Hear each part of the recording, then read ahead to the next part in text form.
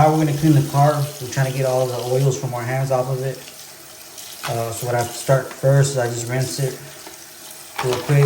Again, I'm gonna try just with my hand, just one hand. But it's, you know, pretty straightforward. Just get it cleaned up.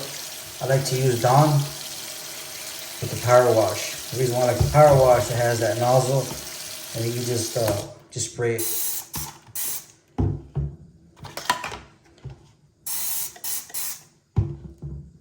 There you go. And then I like to rub it, you know, get a little scrub with my hand. Again, I'm trying to do it with one hand. But that's it. Pretty simple. Just get it cleaned up pretty good. We're just, like I said, we're just trying to get the oils off of it. That way the paint sticks to it.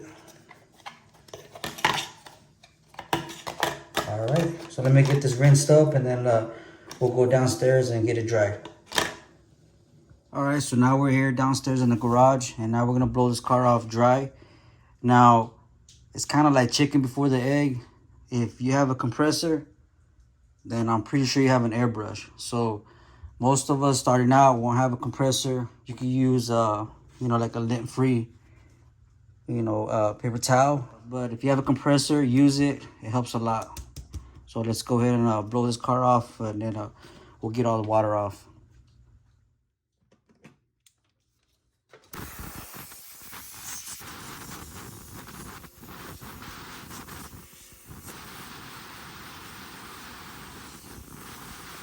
Alright guys, so now we got the car dried up. For those that use the paper towels, and even if you didn't use the paper towels, pick this up right here at AutoZone. They're very cheap. It's like a cheesecloth. It has a little like sticky feel to it, but it won't leave the residue on your car. And the reason why it's a little bit sticky, so you can pick up all the loose particles that are in the air, and whatever lint you have, it'll help. But again, we'll wipe it once we have it on the paint stand. And then we'll go from there. All right, so before we go on to the next step, if you don't have a paint booth, it's fine. Just make a box and just use what you can. You don't necessarily have to have a nice setup or a certain type of booth to have a nice paint job. I used to paint nice cars when I was younger, and it works out. So all right, man, so now we're gonna get the car on the stand. Oh yeah. So here's that surface primer, that Tamiya spray can. You can use this Rust-Oleum handle that goes on it. I like to use that handle, that way we get a nice, you know, even coats. I like to use this, kind of mimics using a real gun. So yeah, we'll use the stand for the car. This is a Tamiya stand. I like to tape it. If you don't have a stand, you can just use a spray can. Let me see if I got one right now. I mean, you can use the bigger ones. It'll fit. But if not, you can put some tape right here, some double-sided tape, or just get the same tape and you just roll it up the other way, the sticky side, and then that's it right there. Most people like it like this too. It's easier to maneuver. But either one works. Just get creative, right? There's a lot of videos out there to show you how to make a stand.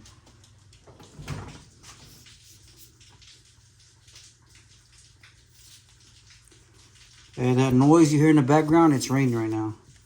So it's hitting the concrete. I'm in the garage right now. Now when you get this stand, if you happen to use this stand right here, make sure you put tape right here on these little fins. Don't rely on the pressure of these right here. Your car, you'll go like this and it'll fall off.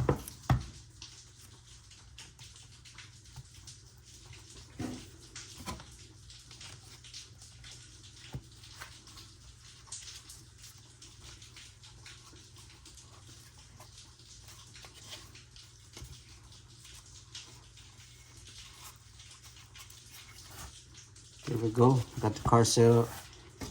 And then the hood, we just put it on this little paint stick. Use tape to hold it down.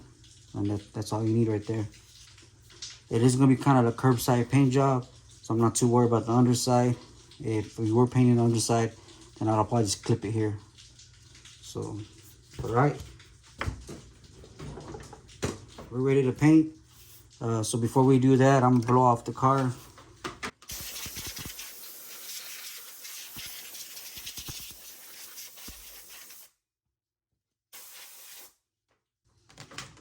And then let's turn on the booth.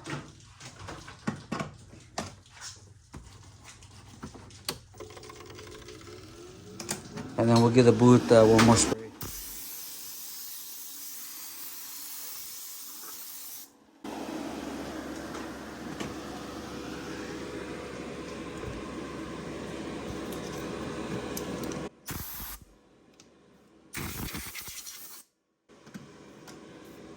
And then here comes that final wipe that we're gonna do.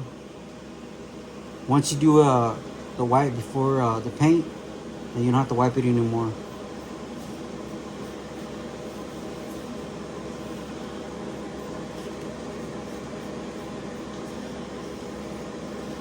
I'm also not putting too much pressure on it. Just, you know, slightly rubbing it. Alright, so we'll go ahead and put this up. Alright, so now we're ready to shoot. But before we do that, make sure you put on your mask and glove for the side that's going to be holding the car. You just need one glove. Protect yourself, protect your lungs.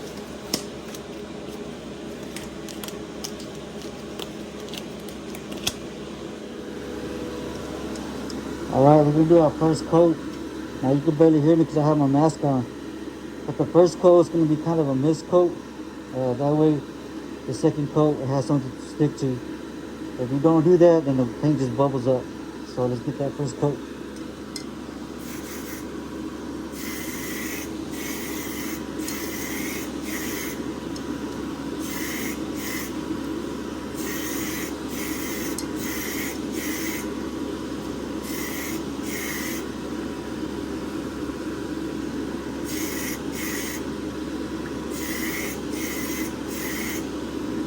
And again, we gotta make sure we get the underside.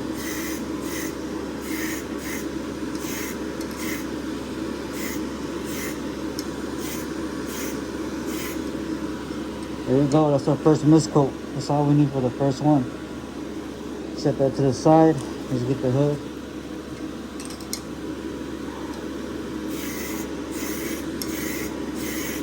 Don't forget about your edges. That's it. That's all you need. There's no reason to drench the paint right away. So there you go. You can tell already it's starting to flash. You see right there, it's not shiny. We're not trying to get this thing shiny, even if it was color. That's not what we're looking for. We gotta let the paint do its work. We gotta let it fume out. So we're gonna let it flash for 10 minutes. And let's put the timer on. And then we'll be ready for the next coat. Alright, so the 10 minutes is up. We're ready for our second coat. This one's going to be a medium wet. I forgot to tell you too, that's a little tip. So sometimes when you're just using the glove, you still get paint on your forearm. Right, with certain colors or the primer, it's not too much of a deal. It'll come off when you start shooting like the clears and then later on when you advance the flakes, it's hard to get it off. So this is why I have this right here. It's easier with my son in here. He can help me wrap it. But basically, I just wrap my whole arm with this stuff. Don't do it tight. You don't want to lose your blood flow. You just need a little bit here. I just hit the camera, but you get the point. Just some shrink wrap. And there you go. Now you're covered. And you just take it off when you're done, and then there's not much, you don't have to scrub too much and make yourself bleed trying to get that paint off. Like I said, some paints are not too bad, but when you start shooting clears and flakes and that type of stuff, it's hard to get off. So, but all right, man, let's get the mask on. Let's turn on the booth. And let's get to coat number 2. Now watch the way I paint also. I like to do it from the bottom, and I like to do a 50-50 overlap, right? And I try to keep consistent. Whatever I do here, I'm gonna do on the other side and stay very consistent. Now, this is gonna matter when you start shooting candies or you start shooting transparents, like the clear red or the clear blue that we'll end up doing. You gotta stay consistent with those colors. So and just building good habits. We're not gonna be doing this, all this kind of weird motion stuff. There's no need for that. Just keep it consistent, 50-50 overlap, and then you'll be fine. So, all right, let's get going.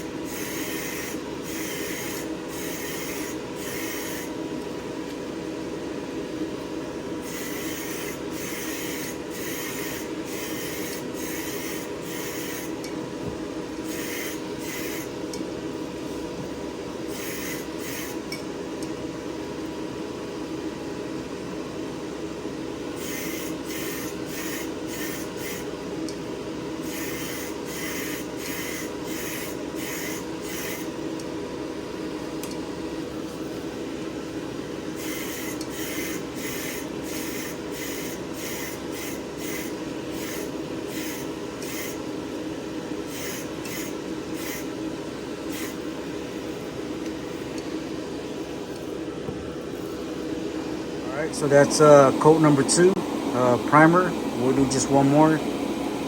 So now again, we'll do the same thing. We'll let it flash. Again, flashes means we'll let it dry for 10 minutes, and then we'll go on to the third coat. All right, so now we're ready for coat number 3. So the same thing. Let me get my mask on, and we'll get going.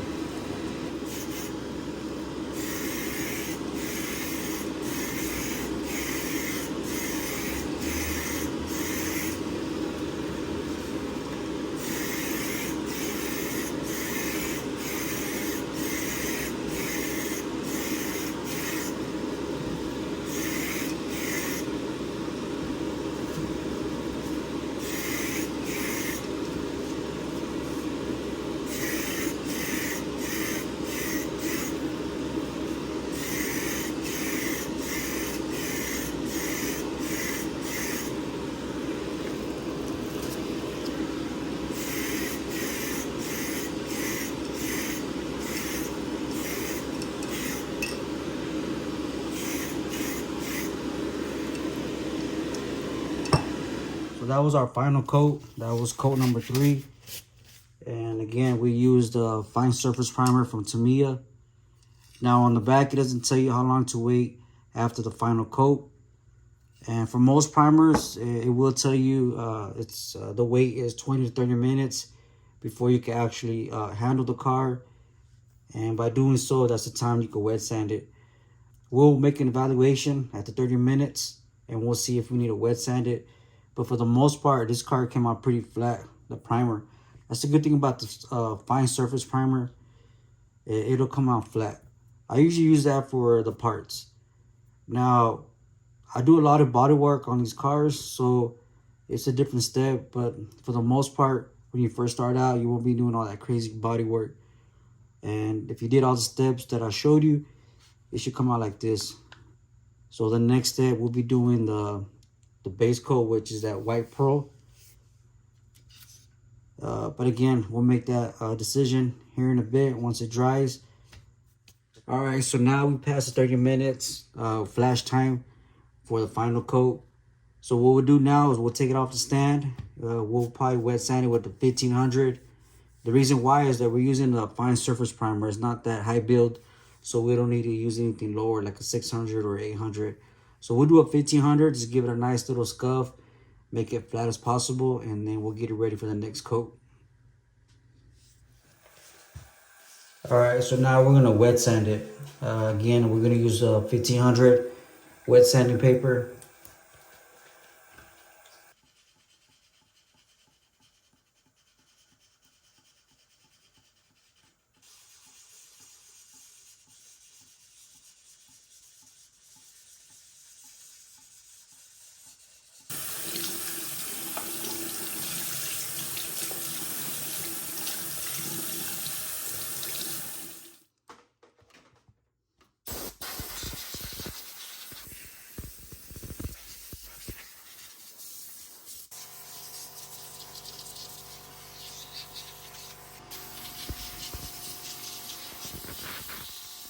All right, so now we're done with the primer stage. You just saw me do the last step.